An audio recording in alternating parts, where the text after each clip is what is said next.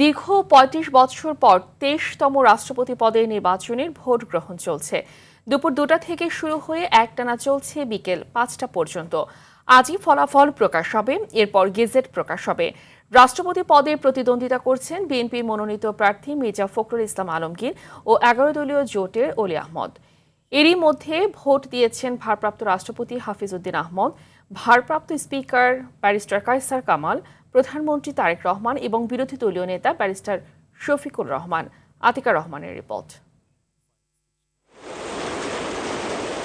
দীর্ঘ ৩৫ বছর পর রাষ্ট্রপতি নির্বাচনের ঐতিহাসিক মুহূর্তে সাক্ষী হচ্ছে বাংলাদেশ। জাতীয় সংসদে অধিবেশন কক্ষে প্রধান নির্বাচন কমিশনার এএমএম নাসির উদ্দিনের স্বাগত বক্তব্যের পর দুপুর ২টা থেকে ভোট গ্রহণ শুরু হয়, যা চলবে বিরতিহীনভাবে বিকেল ৫টা পর্যন্ত।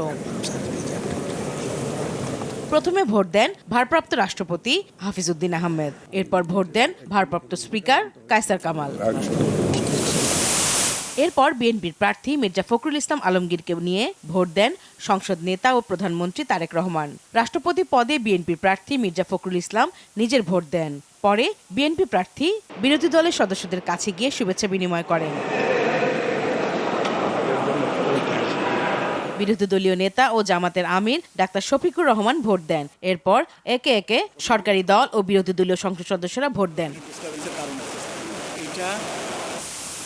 ভোট গ্রহণের আগে বিএনপির ভাইস চেয়ারম্যান জয়নুল আবেদিন বলেন, ৭০ অনুচ্ছেদ পরিবর্তন হয়নি, তাই তারই ধারাবাহিকতায় সংবিধান অনুযায়ী নির্বাচন অনুষ্ঠিত হচ্ছে। আর জামায়াত ও এনসিপি নেতারা বললেন, সংবিধানের ৭০ অনুচ্ছেদের কারণে রাষ্ট্রপতি নির্বাচনে স্বাধীনভাবে ভোট দিতে পারবে না সংসদ সদস্যরা।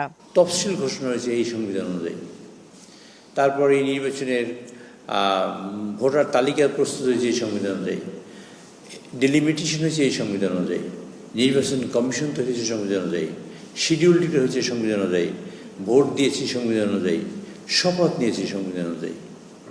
এই সংবিধান যেটা আছে বর্তমানে এক্সিস্টিং, এটা পরিবর্তন না হওয়া পর্যন্ত এই সংবিধানই আমাদের বাংলাদেশের সর্বোচ্চ। ৭০ অনুচ্ছেদ তো এই সরকার করেন নাই, এবং সেখানে একটি সরকার ছিল ইতিমধ্যে, আপনারা জানেন, ফ্যাসিস্ট সরকার বিদায়ের পরে তারাও এটাকে পরিবর্তন করেন নাই। সুতরাং যে অবস্থায় আছে সংবিধান, সে অবস্থায় নির্বাচন করতে আমরা বদ্ধপরিকর। ৭০ অনুচ্ছেদের বাধ্যবাধকতার কারণেই অনেকেই আছে যারা স্বাধীনভাবে তাদের মত প্রকাশ করতে পারবে না।